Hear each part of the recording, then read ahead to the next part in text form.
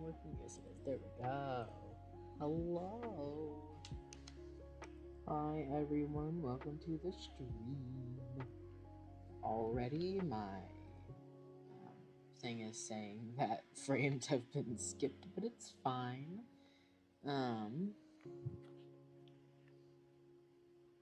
Okay. Last time I streamed, it was definitely a little bit messy, but that's okay. Last time I streamed, I was recording for a speed paint that I've been trying to record for a hot minute now. And so it was trying to do that. And then I also, the stream just kept lagging, I guess. It just kept dropping.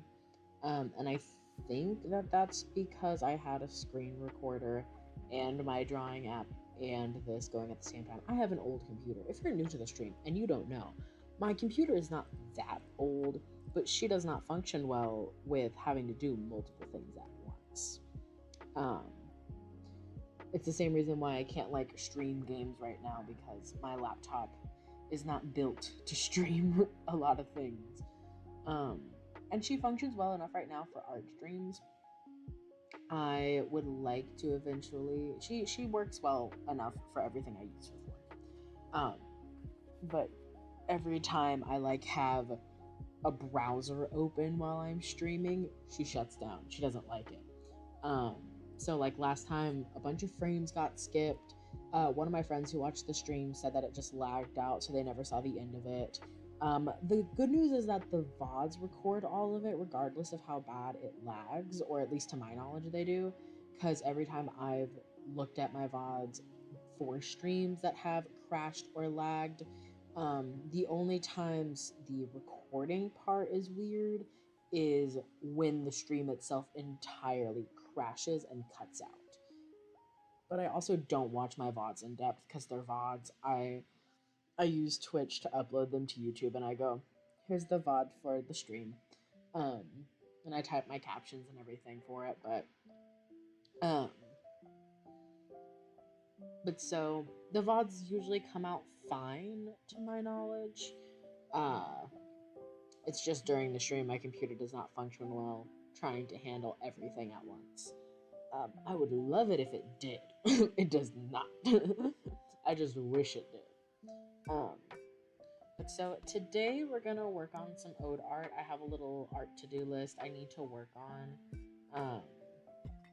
So I'm going to be doing that today. I'm kind of excited because I haven't had like ode art that wasn't for friends in a hot minute. So that's exciting. Let me go ahead and open my drawing platform. I usually never open the drawing app I use before I start streaming because I know that I spend a good few minutes at the beginning of my stream talking anyways. So we're gonna do that now. There we go. I think one of the frustrating things about my drawing app is that I have to reset its like margins and stuff every time I open it. But it's fine. Okay.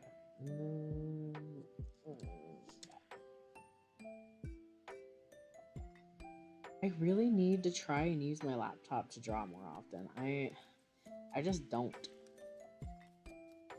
Okay, that's good enough. Okay. And this is where we will start for the stream. Okay. Go to scene. Come on, open up. There we go.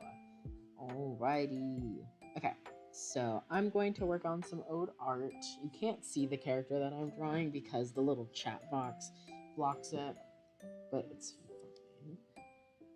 Okay, my drawing tablet seems to be in good enough working order at the moment. So, we begin. This character is for a trade I'm doing, and I'm not going to talk about the trade in depth because it's for someone that I'm friends with and that I'm very close to, or like the thing that I'm getting out of the trade is a gift. And it's a gift for someone who I don't think that they watch my streams because last time they tried to, their internet just wouldn't work. Um, but they might watch my VODs sometimes. I don't think they usually do though. But this is the thing I'm getting out of the trade is a gift for them. So I'm gonna try and be secretive and surprisey about it, you know? Why did I do it like that?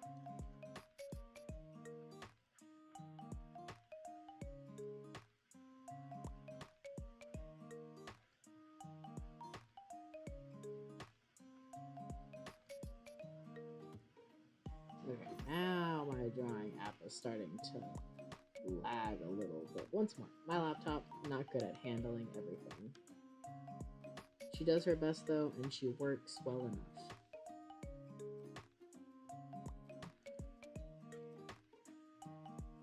No, okay.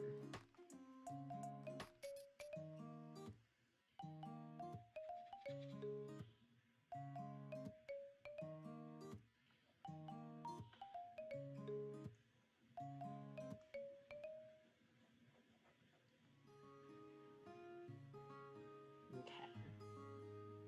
That.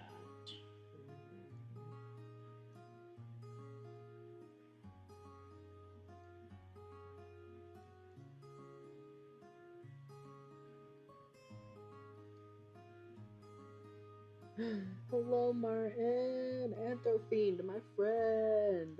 I'm happy you were able to make it as well. Welcome to the stream. Hello. I'm always happy to have you. Working on ode art today. It's a part of a trade that I'm doing to get a gift for a friend.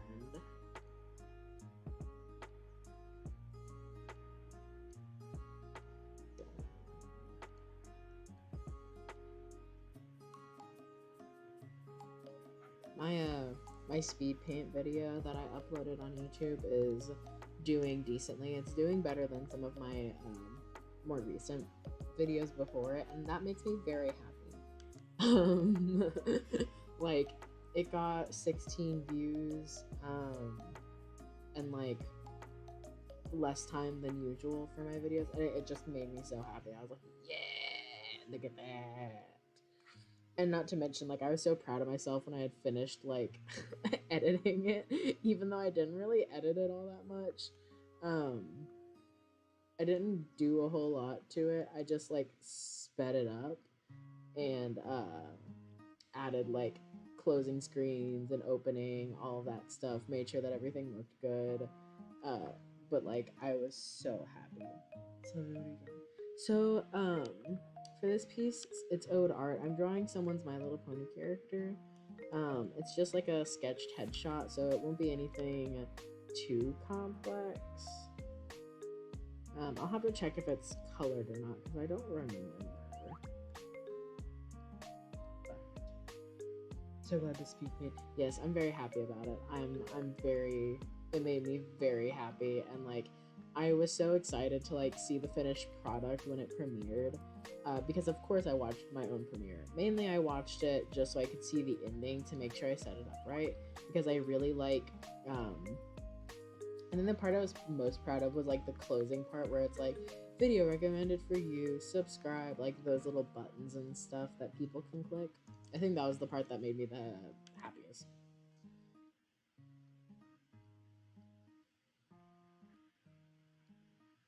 It was just so exciting for my little tiny brain, and it still gives me so much serotonin, because now I'm like, okay, I've done one, now I know I can record others, and I know I can continue and record more stuff, and that makes me so excited. And I can't lie, the more I work on podcast stuff, because my internship is hiring me long term, relatively speaking, to edit podcasts and stuff. And that makes me very excited, because it's not like super high paying, but like that's fine because it's easy work. But like, the more I work on podcasts for my boss, the more I'm like, but what if I had a podcast?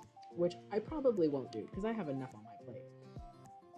But like, the idea itches my brain in a whole lot of ways.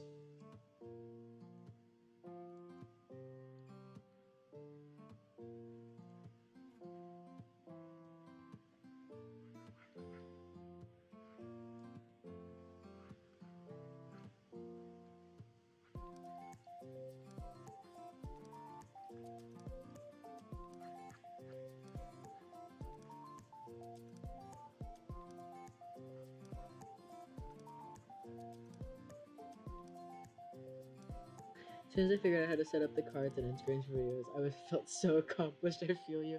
Yeah, it really was like I was, because like I had looked at that function when uploading VODs before. So I knew that they existed, and I vaguely understood what buttons to press, but I had no idea how it actually worked, and like how it looked at the very end was so appealing to me. I've definitely thought about doing a podcast too, but yeah, doing so much stuff already. Yeah, I think that if I did a podcast too, I would want to do it with other people. Streaming I can do by myself, YouTube videos I can do by myself, but podcasting I would definitely want to do with other people because I really like podcasts that have like a bunch of conversation in them, a bunch of dialogue. Like those are my types of podcasts, where you get to like hear people interacting. Uh, the genre itself varies a lot. I think I would want I don't know what I would want the podcast that I would do to be about, to be perfectly honest. It would depend on who I did it with, if I ever did it with anyone.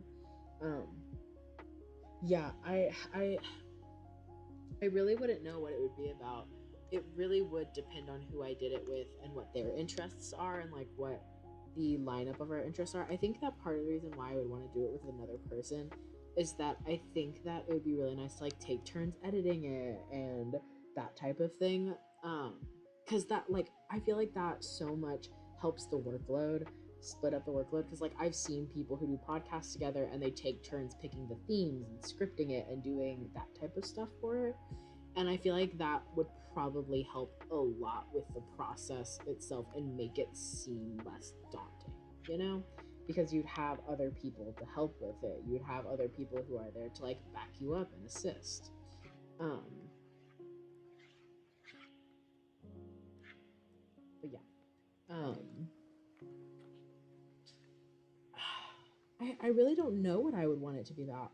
I I think I would really like to have it be about some type of literature or writing or story or something that has to do with literature and reading and writing and that type of stuff, because that is an interest that I would love to pursue. Yeah, I agree. My favorite podcasts are unscripted conversational ones, everything from movie and TV discussions.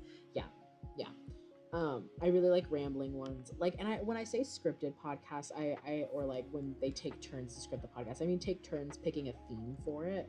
So like they'll take turns with like, oh, I got to pick what we talk about today, and this is what I pick, and I have like resources and ideas for what to talk about.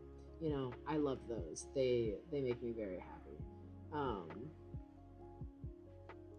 but so I think I would want to do a podcast about literature and books and stuff, because I think that that would probably be my personal preference, and like not just limited to one part of literature. Like some episodes we talk about tropes, some episodes we talk about um books themselves, some episodes we talk about uh fandoms and series, some like that type of thing. I think that that would probably be what I want to go for. Something that's still very free form, very loose, a lot of room to vary what you talk about, uh, but still having a book centered theme. I think that that would be, I think that that would be my thing.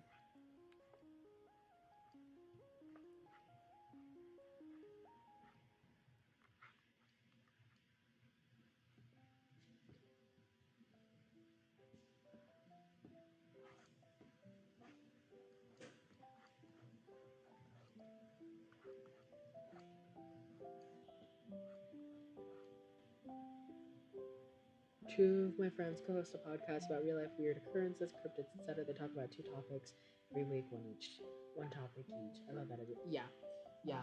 I would love to have a podcast like that where it's just me and a friend talk about random things, um, for like a hot minute. And I think it would be so much fun to like invite guests for the podcast and stuff, and like invite other people to be on it to talk about things. I think that that would be so much fun. I would just have to like actually find the people to do it with and plan it and all of that stuff. And once more, too much on plate at the moment. But if I knew a person who could work on it with me, I think that that would help a lot with it if I found a person who would do it with me. Because then, once more, workload can get split up, and there's a lot more room for uh, help with it in contrast to like when you do YouTube, or at least right now as a YouTuber and streamer and stuff, it's like all you, and I'm sure you know that, Martin, as a YouTuber who runs their own account and stuff, I presume. Um, yeah, it's a lot, but when you have other people to help with a podcast, I think that that helps a lot.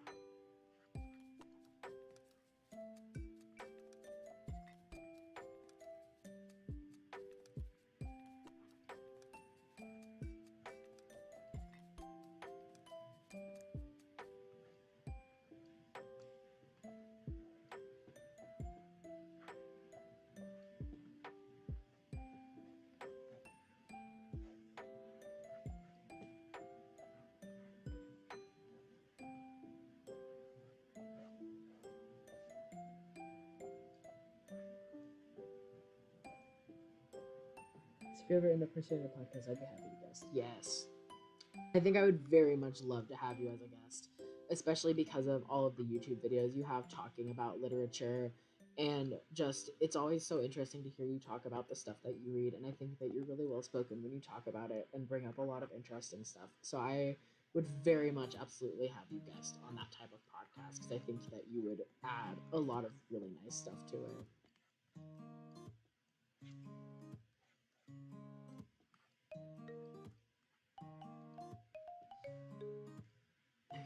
Okay.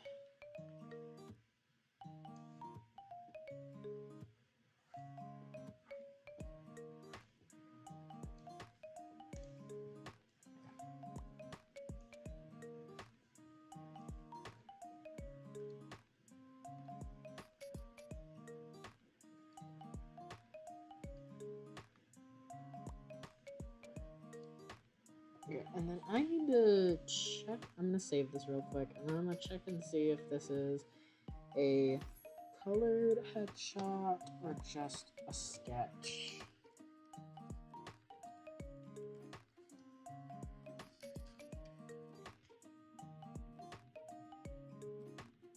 How are we doing, Streamlabs? Okay, not as many skip trains. It was definitely a solo effort. Also, I do like hosting live streams with guests, so I'm not the only one. That's fair. That's fair.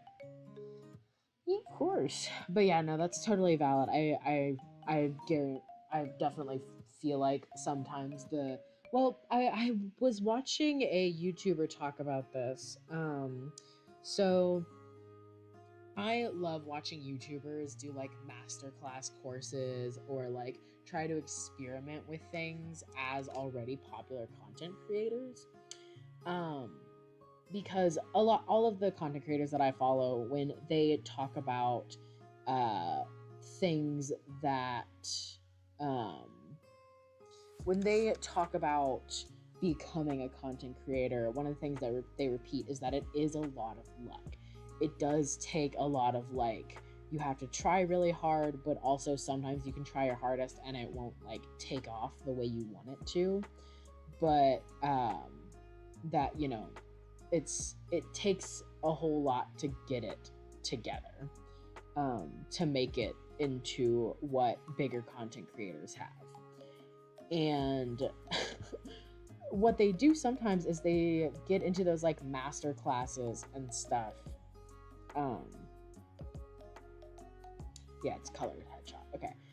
They get into those master classes and stuff that talk about how to become a popular content creator, and they try to see, does it actually work, type of thing.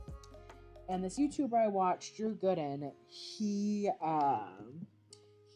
took Ninja, like the YouTuber Ninja, the Fortnite YouTuber Ninja's masterclass, like paid the money for it and everything, and like talks about the quality of it, talks about how it very much comes across like the people who worked on it didn't care. He shows where there are a lot of parts that seem very unscripted, very unprofessional. There are parts where Ninja is doing stuff on his computer screen, but they never show you his computer screen. So he's talking about the things he's doing, but you never see how to do them. So it becomes very obvious that it probably is not something that the people who worked on it cared a whole lot about, which sucks. But you're gonna have that sometimes with, you know, more popular content creators. I notice it happens with a lot of them that like launch off, and to a certain extent it gets, not even necessarily for the YouTubers where it gets to their ego, just, you know, it gets really out of hand. And so having them be in a platform or having them do something, companies try to use to bring more of an audience to them, i.e. having Ninja on Masterclass. So he is like reacting to Ninja's Masterclass, and he's like, I wanted to try and see if it actually works. So he becomes a Twitch streamer.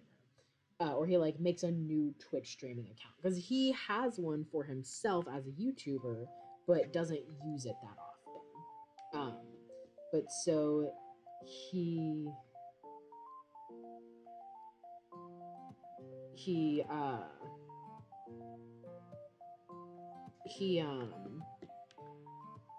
takes it, makes a new Twitch account, starts to stream, and he's like, I need this to be as like natural, raw as possible. So he doesn't talk about it, he doesn't share it anywhere, he just follows all of the stuff that Ninja says to do in the masterclass.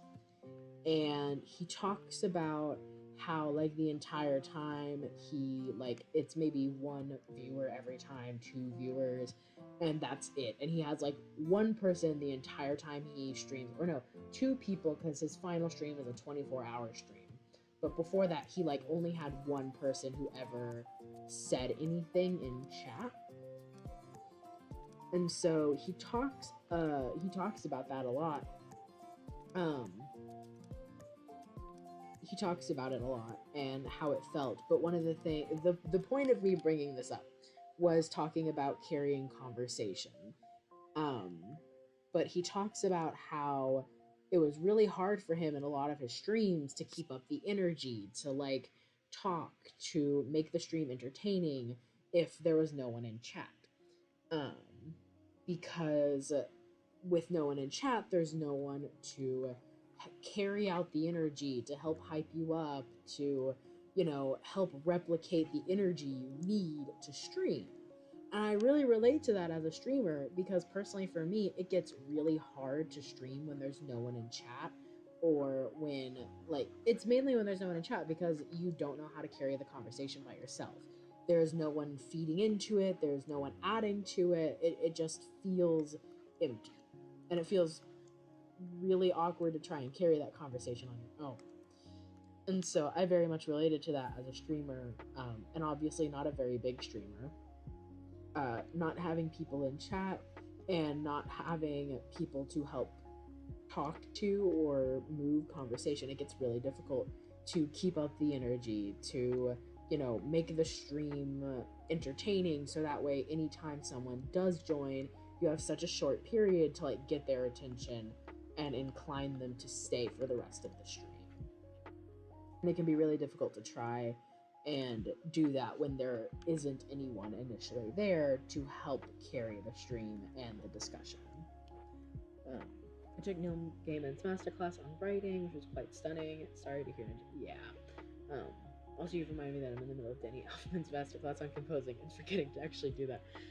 That's fair. But yeah, I'm sure that there's like great stuff on Masterclass and those types of platforms, but Ninja's, from like the clips and stuff that I saw, were just not great. The best word I can find for it is like, it feels like a cash grab, like is only there because he's a popular content creator, because he has a huge following, like that type of thing.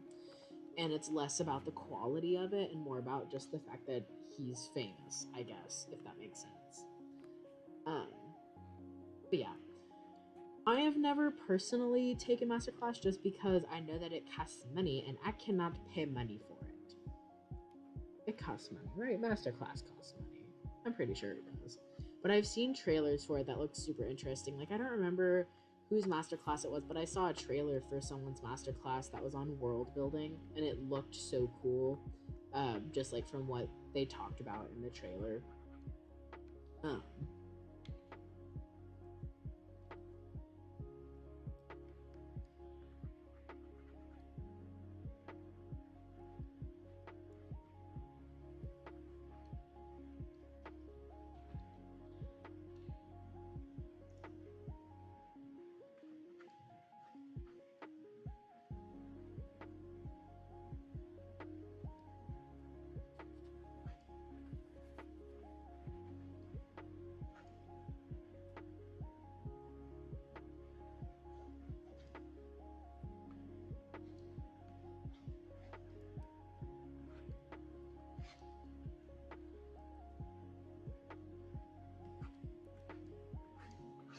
there's a video game that got like fully released recently. Every time I interact with new horror video games, I think of you, Martin, as a fellow horror fan because I love horror content, but like how I think your focus is like books and movies. I love video games. Video games, like horror video games, I think are my big thing. Like are the one that I'm like, this is what I want and this is what I need. I love video games. Mainly because I also really like to talk about mechanics in video games. I really like mechanics in video games. Um,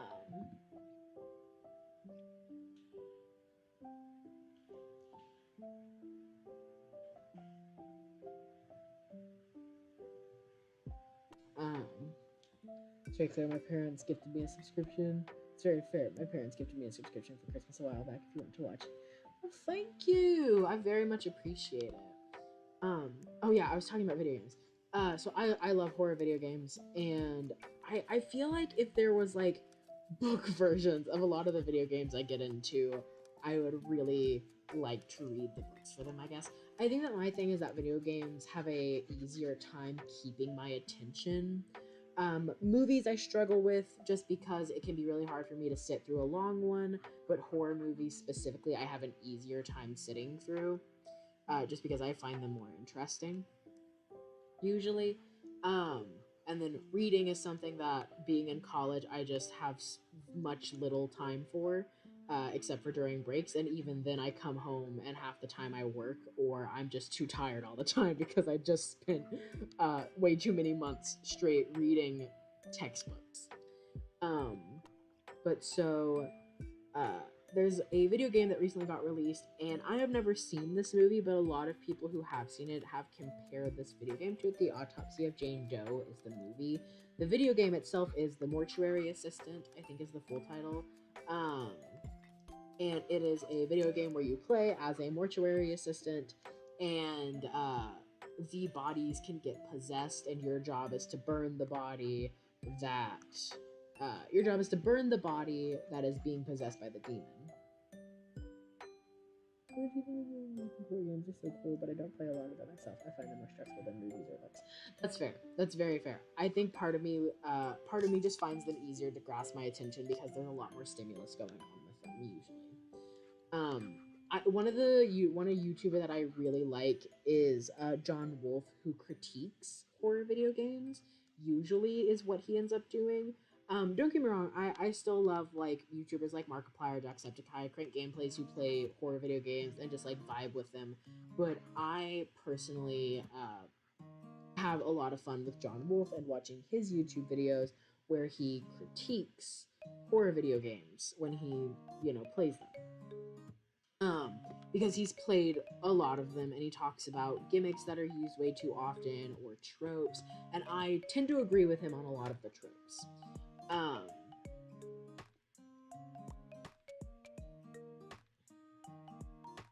Hello?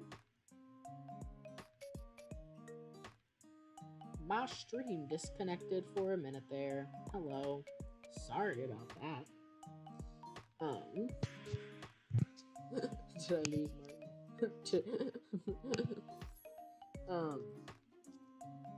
My stream disconnected. I'm gonna give it a minute. Because if it disconnects and Martin has to come back and make sure there's inadequate amount of time. Come on.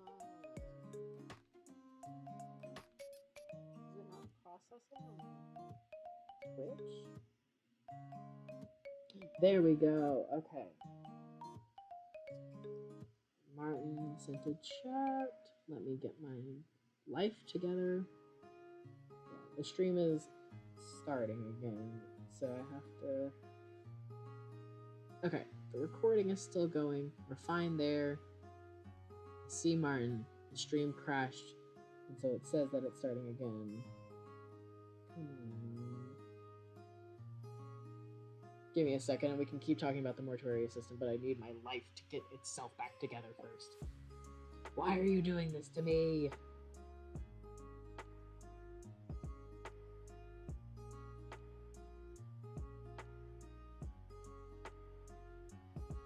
Okay, there we go. I think we're back. Maybe if my tablet will stop acting weird and refusing to let me do anything.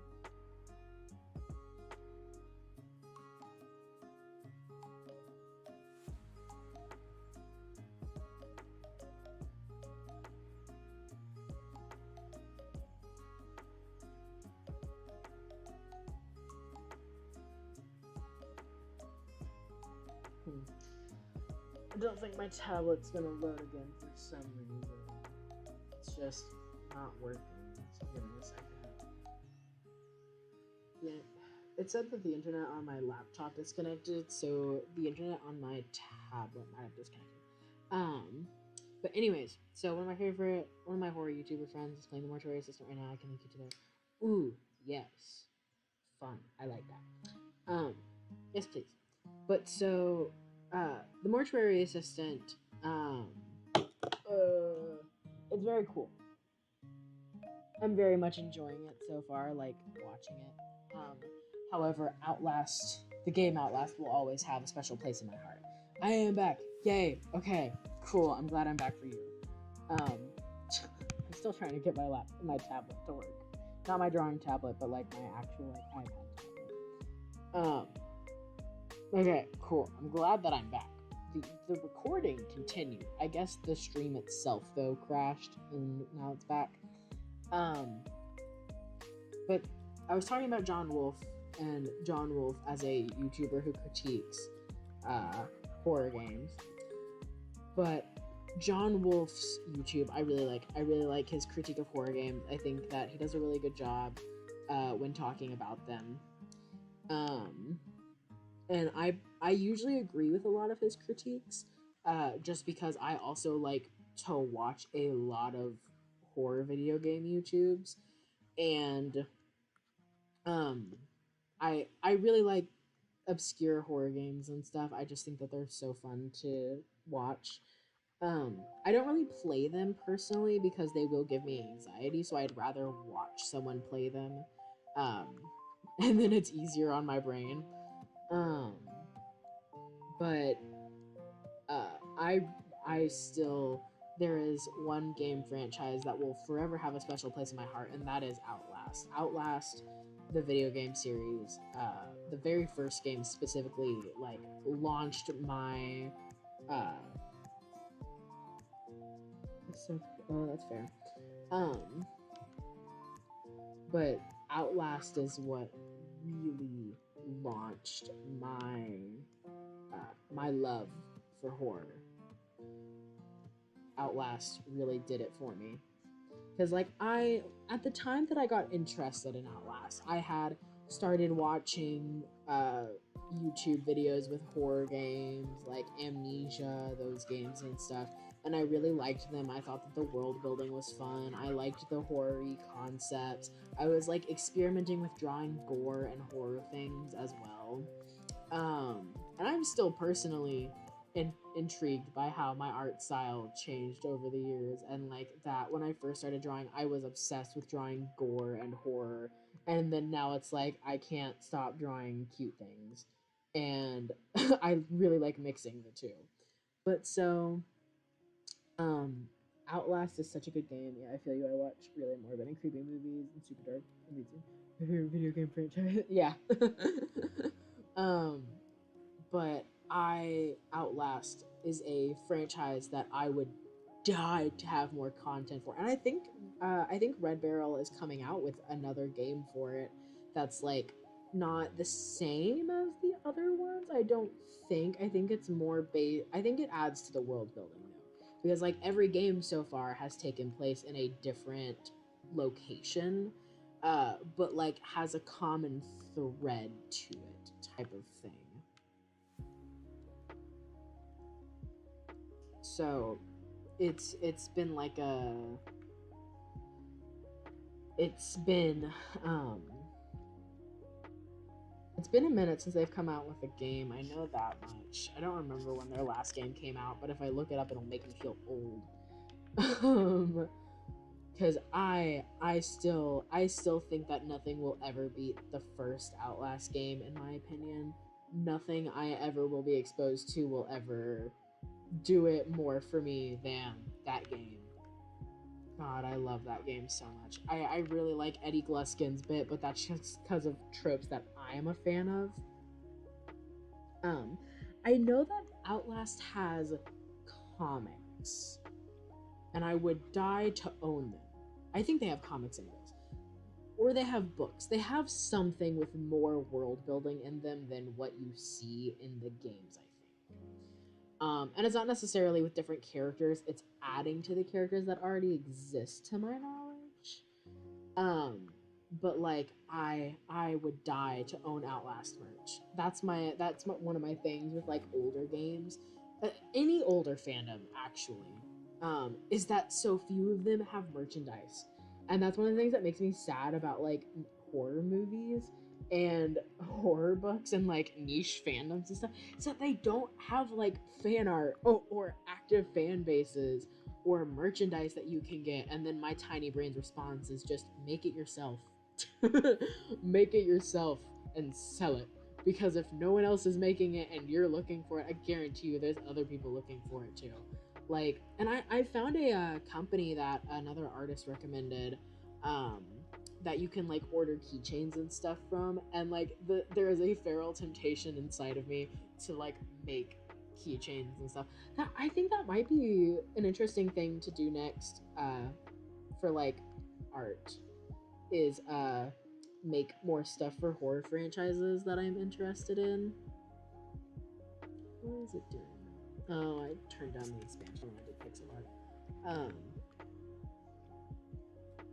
But I like making keychains for different horror movie characters. I think that would be a lot of fun. I need my brush to stop acting weird. It does this every time.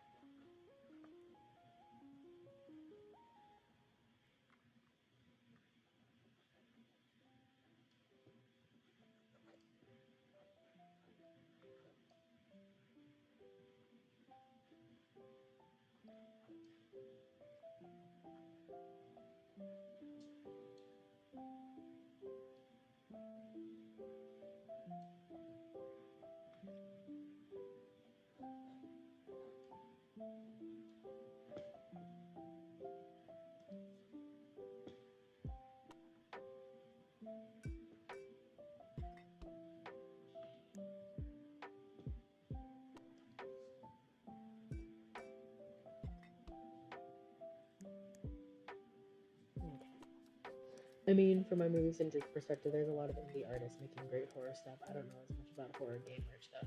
Yeah.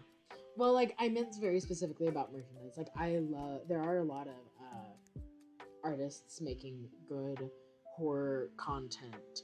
But I very specifically want merchandise. I want, like, posters and pinups and, like, keychains and t-shirts and, like, that type of stuff. And I see so little of it. And that might just be because I don't interact with a whole lot of other small artists usually. I want to and I try to, but I tend not to, just because I get busy and I get tired, and then I don't pay as much attention to the social media, so I didn't interact with a lot of artists. But I really do think that I would like I want to interact with more artists that make the type of stuff. I saw an artist on TikTok that made like Monster and their human love interest keychains. So they have one for what's that one movie? It's The Shape in the Water or something about the lake monster and the woman or something. I don't know what it is. I don't know what the movie is. But there's a keychain for that. They also did a keychain for What We Do in the Shadows, I think is the name of the show. They did some other ones, but I can't remember them off the top of my head. But they did a bunch of they did one for Phantom of the Opera, because it was like, just here are couples with a human love interest and a love interest that is not human. And I loved those. I really loved those.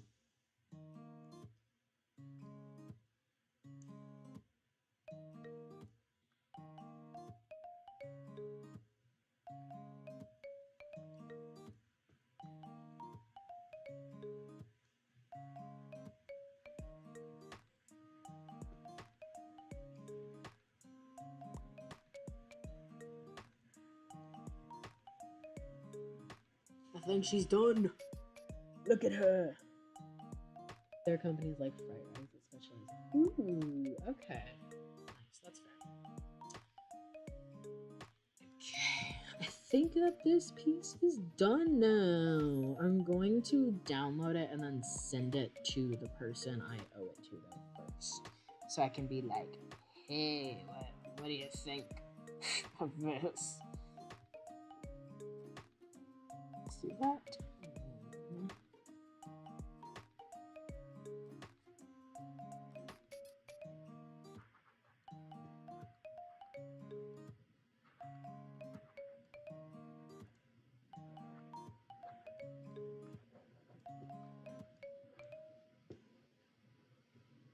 Okay. You gotta see The Shape of Water. Another beautiful. Ooh, okay. That's fair. I do need to see it. There are a lot of movies that I really need to see just because I don't watch a lot of movies or TV shows. I think that as a kid I got latched onto YouTube and that's just where I've stayed. I don't watch a whole lot of stuff off of it. But I really should. There are a lot of things that I see stuff about and then never watch, but really want to. And Shape of Water is definitely probably one of them. Oh god, okay.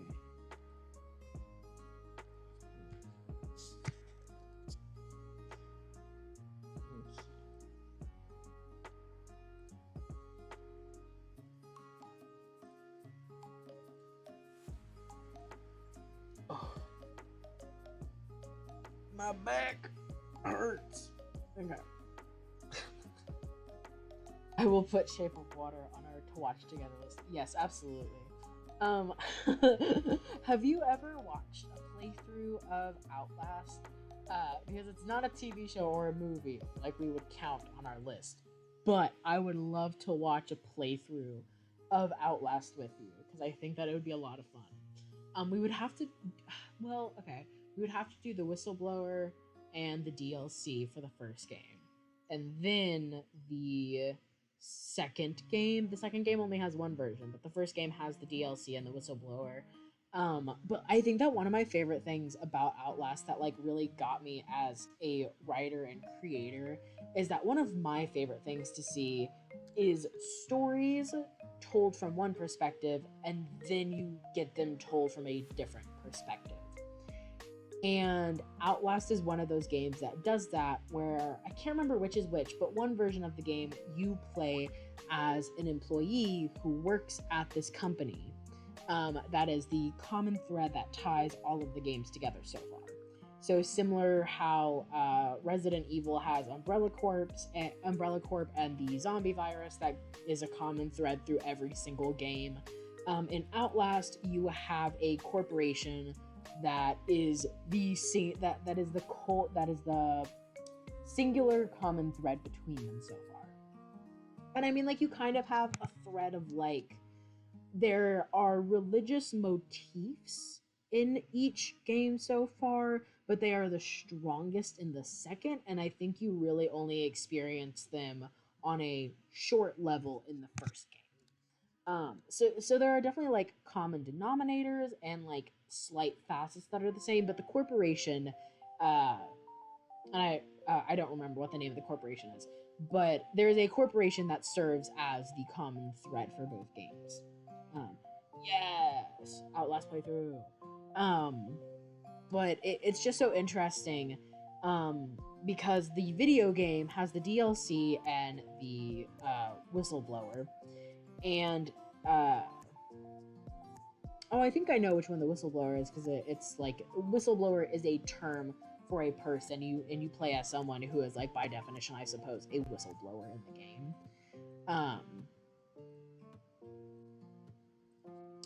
So one version of the game, you play as an employee for the corporation, and you are trying to expose said corporation, which, i.e., whistleblower.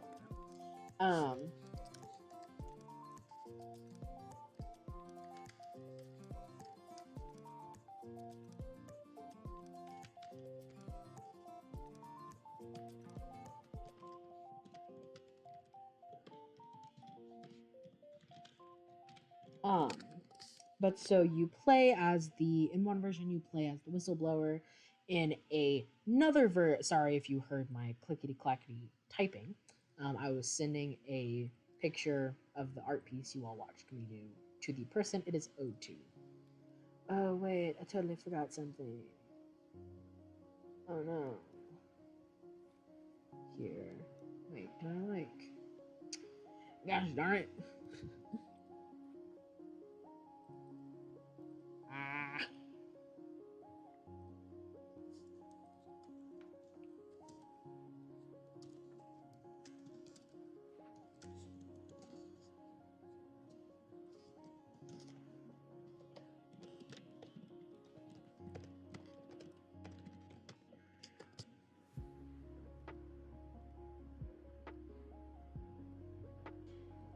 The moment I sent the whip image to the customer, I realized that I forgot to add the white streaks in the hair that the character has.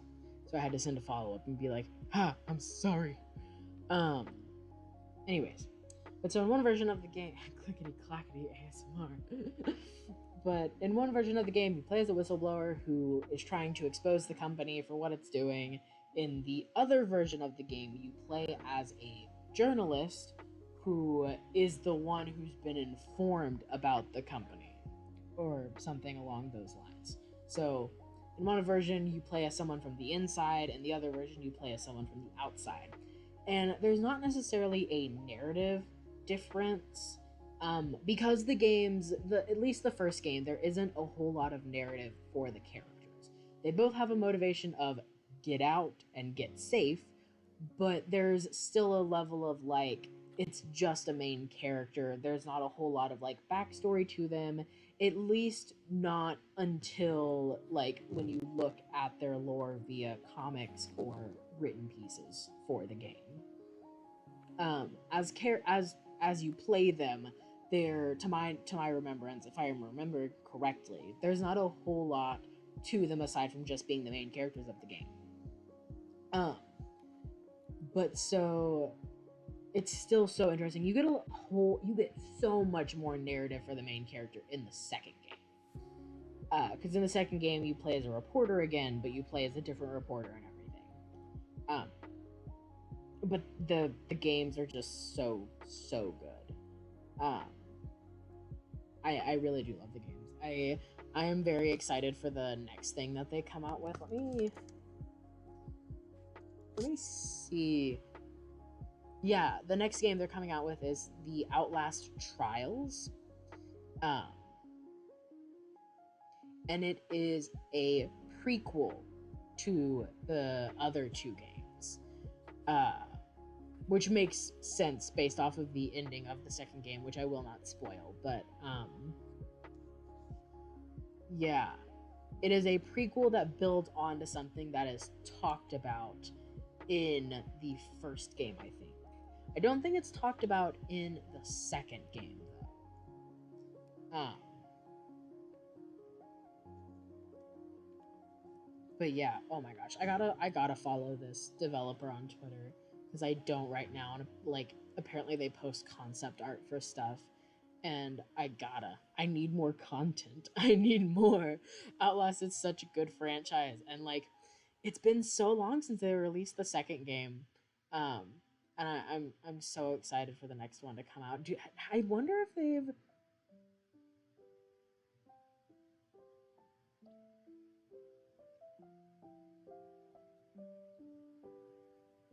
I'm looking through their Twitter because they talk about the teasers that they've been putting out uh, for the next game. Because they have like animators and stuff for it.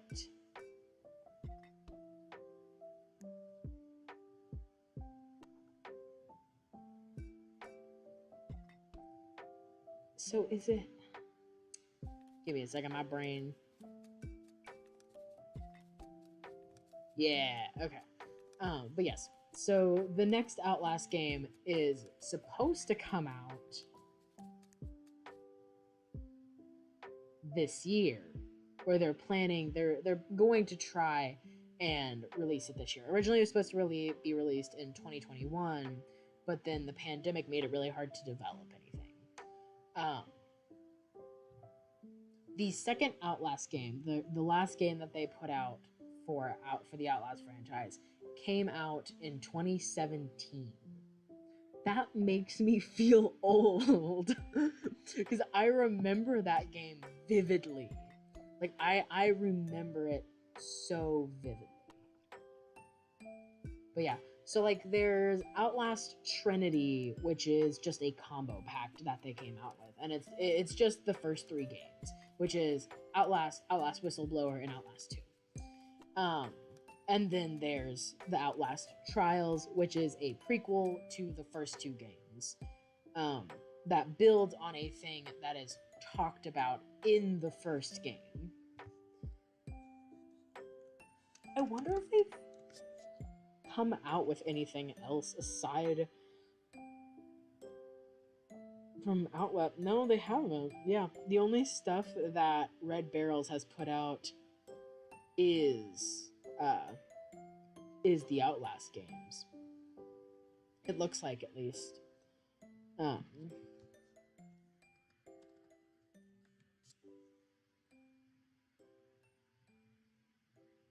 So yeah, the Outlast Trials is what they're coming up with next. They were hiring people in May. I gotta tell you, the the desire to apply just because I would love to mess around with it. Just because I would like to have the ability to say, I applied for a job with them.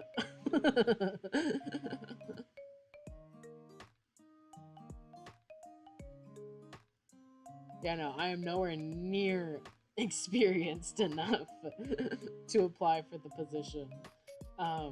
Oh yeah, they have comics. I was right. The games have comics.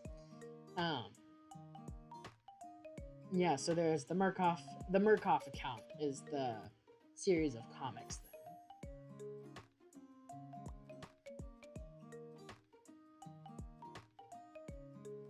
And the comics provide more discussion on the characters from the games and talk about them. But they're so cool. I love it so much. I'm looking at the people on their team.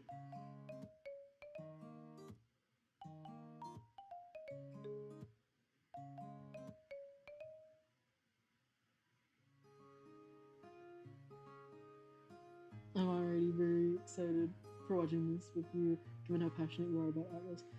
Bye, Anthro. Bye, Martin. I'm probably going to be ending the stream soon anyways, because I've been streaming for an hour, and I am tired. It's been a long 2 days. But have a good day, Martin. Bye-bye. I'm glad you got to join. I look forward to watching Outlast with you and hearing your opinions of it. But I do think that will be the end of the stream for now. I worked on an art piece. I totally blanked on what I had to add to it, but I'll probably work on that off stream. Just because I just prefer meeting an hour on my stream. And I've done that and I'm proud of myself. But I'm tired. And I'm gonna go chill. But for everyone who is able to join, thank you for joining, and I hope all of you have a great day and you come back again. If you want to see announcements for when I stream, join the Discord server. There should be a link below the stream to join. I also have a YouTube channel where I upload VODs that you should also check out. That should be linked under the video as well.